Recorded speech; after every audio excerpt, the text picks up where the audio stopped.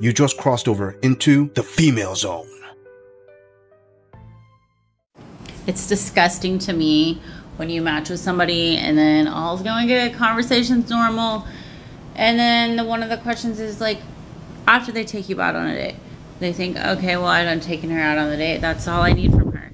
Then they ask, do you want to get in my hot tub? Like, dude, gross. For one, I don't get in hot tubs, and for two, hot tubs are disgusting. Like, and then they're like, well, what about going to the swimming pool? No, everybody's skin cells are in those. I'm good. Like, and then they say, oh, well, what about going to the beach?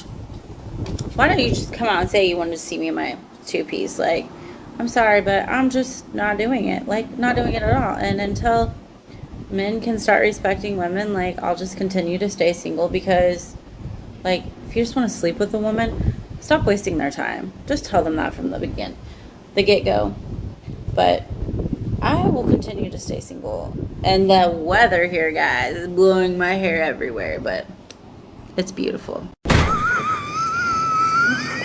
Oh, sweetheart, don't threaten men with a good time. So you're saying that you're going to continue to stay single because you don't want to go anywhere that makes you get into a bikini. Listen, if you're ashamed of your body, just frickin' say it. I mean, the body positivity movement can only take you so far, but if you don't even want to go to the beach and you put up 50 different excuses, say, oh, you want to see me in my bikini because you want to have sex with me. Well, that's a huge connection. No, maybe the guy actually likes to go and do water activities. You ever thought of that? I mean, where do you get the connection in your head that he's got to get you into a bikini in order to have sex with you? No, that's a you problem. That's a little formula that's cooking up in your head. Sweetie, all right, if you put on a two-piece, you're going to look akin to the Pillsbury Doughboy. Got it. I'm pretty sure that you're very self-aware of that. But just because you're self-aware of it doesn't mean that everybody's thinking of you in a negative fashion or thinking of you as a piece of meat. But you know what? You obviously have a lot of issues. You obviously have a lot of trauma. And I am glad that you're going to keep yourself off the dating market and not let any man have a piece of that. Because in all honesty, this gorilla believes in doing that, you're doing men everywhere a great service. Before we move on, I want to say thank you, fam, to all of my subscribers for supporting this channel. I truly appreciate all of you who leave comments, who like my videos, and share them on other social media platforms. I truly gotta say thanks, fam. If it wasn't for you, I wouldn't be here. And for those of you who haven't subscribed yet, I thank you for tuning in, and I hope you decide to hit that subscribe button. Moving on! So, against my better judgment, I re-downloaded Bumble. And when you match with me, my prompt is, what is your ultimate destination? So I matched with this guy, and his reply to my prompt was, inside you. This man is 45 years old. I quit. I give up. I quit. F this. Man, I need to get a life. I work all day, Monday to Friday, get home after a long day and make supper or buy supper, and then I just lay on the couch until I pass out, and then I go to my bed. Weekends are filled with procrastination. I have lots of really good plans, and then I do nothing. I feel guilty because I wasted my whole weekend doing not a lot. What is this new life of being in your 50s? Or being in your 50s and being single? That could be it. I don't know. So I went on a date. My date does not have a job. I had to buy our tickets. I had to buy our popcorn and our soda. He did not want to share a soda, so I had to get my own soda. And then afterwards, I had to buy him dinner. He needs to get a job because I can't be paying for our dates all the time. But I really like him, so I probably will keep taking him on dates. I just love him so much. I love men. I'm not a man hater, but I'm just confused at why are y'all so clueless? Like, there are some really great men out there, and even the really great men are just clueless when it comes to women. Like, we can tell you exactly what you did or what you didn't do, and then you're still, like, clueless. Like, I'm confused.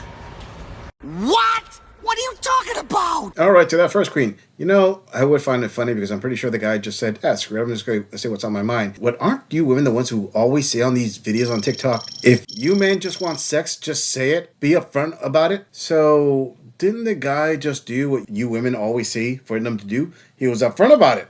You asked a question, what's your ultimate destination? He answered. And you're saying, oh, I quit. Okay. So this kind of proves as to why men cannot be honest with women. Because you women always ask for something you can't handle. I mean, sweetheart, let me just be honest with you. The guy looks at you and he looks at all that ink and he's thinking, okay, if I can interpret all the hieroglyphics on the tattoo work, it all translates to daddy issues, a lot of trauma, and enough baggage to fill up an air terminal. So yeah, if you quit or don't quit, don't really matter at this point. Okay, to that second queen. Oh, honey, you're saying that you need a new life, that, oh, you're tired of being single and you can't find anything to do? Sweetheart, let me just tell you something. This is why I always say women end up lonely and men end up alone. And there's a key difference. Let me just say that the way you just described your weekend, most men would say, wow, that sounded awesome. I mean, just hanging around the house, I could just binge watch a bunch of frickin' shows or play some video games or work on a project and just have a 12-pack of beer over the entire weekend and I'm good. Hell, men don't need a whole lot of company. In fact, they'll just grab their fishing gear and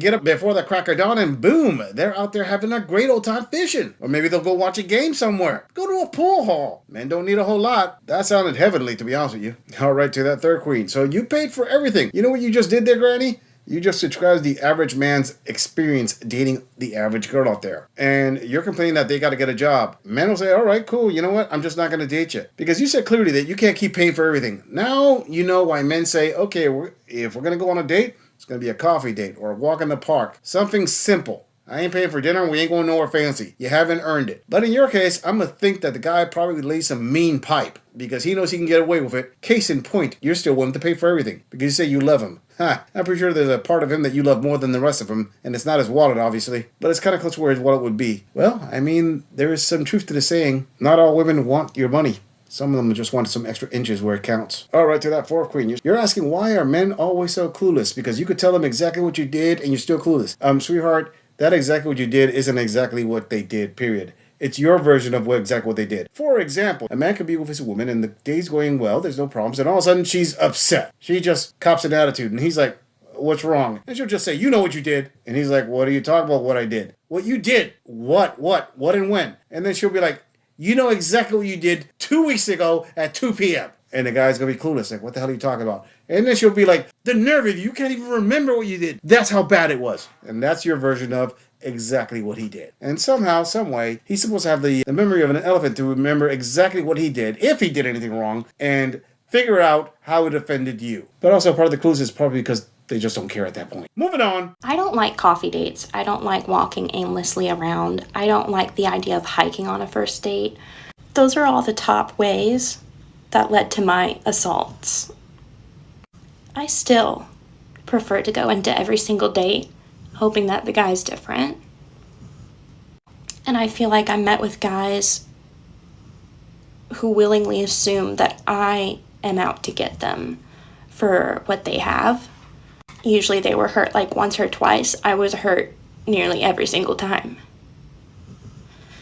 But I have never wanted that to ruin my hope and how I treat someone when I first meet them.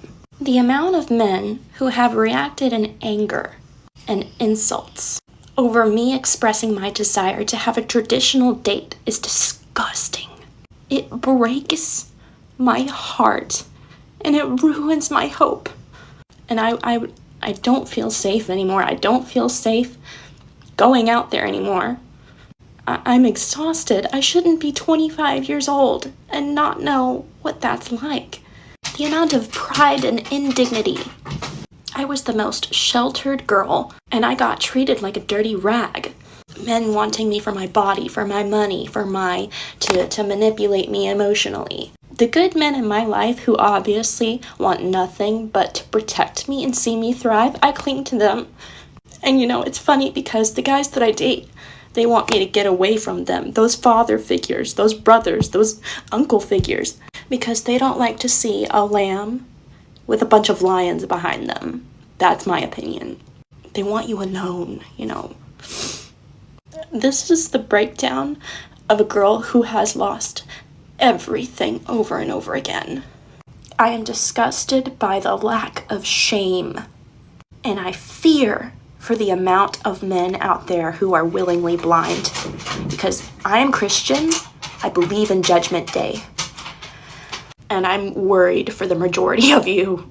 Pride, selfishness, gluttony, greed, lust. The fact that it takes you to have a daughter to finally wake up.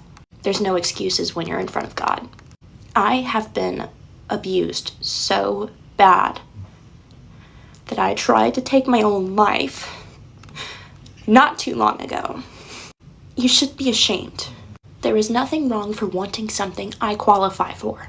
The way it's so easy to anger an entire generation of men by saying, I would like a nice first date.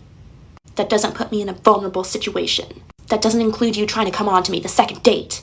I have always given so much and asked for so little. And the fact that that is too much for most of you speaks volumes. I'm angry and I'm exhausted at the amount of grown men who assume that I don't deserve to be treated with decency. But I'm thankful that you tell on yourselves. I'm just brokenhearted. I'm brokenhearted that it's most of you. All it took was saying, I just want a nice first date. That's how little it took. Animals. I've seen Jesus. You will too. You bet your buttons he would walk right into your temple and flip your tables. You've seen Jesus, sweetheart, and you bet that he's going to go in and flip your table. Okay, first of all, before I start reacting to anything you say, you're the one who mentioned scripture here, not this gorilla. And I have to ask, because I'm very ignorant in these things, but I don't recall Jesus saying to men, hey, pay the tab on the first date. I'm sorry. See, you're bringing something that's completely separate from the issue. Now, to what you said, if you were assaulted as you claim, and listen, I'm sorry that happened to you, but guess what? A lot of these men that you're going out with, they have trauma too. And don't get me wrong, you're traumatized. It's pretty evident. And you're saying that you shouldn't be ashamed because you're asking for something that you qualify for? See, right there, sweetheart, I gotta say it. That mentality right there. You believe that you are entitled to another man's resources, and that's the problem here. The reason why all these men that you say that are like father figures or uncle figures or all that push you away is because they can see the trauma on you, and they're thinking, I'm not gonna deal with this. I'm sorry, I'm not gonna pay the price for something that another man did. And I gotta say it, that's exactly what you're doing. You're trying to make the next guy pay the price for something a previous man did. If you feel so scared to go on a first date and you don't want to go on a coffee date or a hike and you want a normal first date, well, why don't you do something? Why don't you pay for the date? Pay for your safety. You choose the restaurant. You go with the guy you like and you pay for the date, or at least pay your half of the date. That way the guy doesn't expect anything from you after that. But see, you don't want that. You want to dictate the entire pace of everything. And that's the problem here. You have a combination of trauma and entitlement, and you're not going to get the results you want if you keep pushing this way. But look at the bright side, sweetheart. You found Jesus? Guess what? The guy who decided not to pay your tab, who's to say? He also didn't find Jesus. I thought the big J was for everybody. Correct me if I'm wrong. Damn!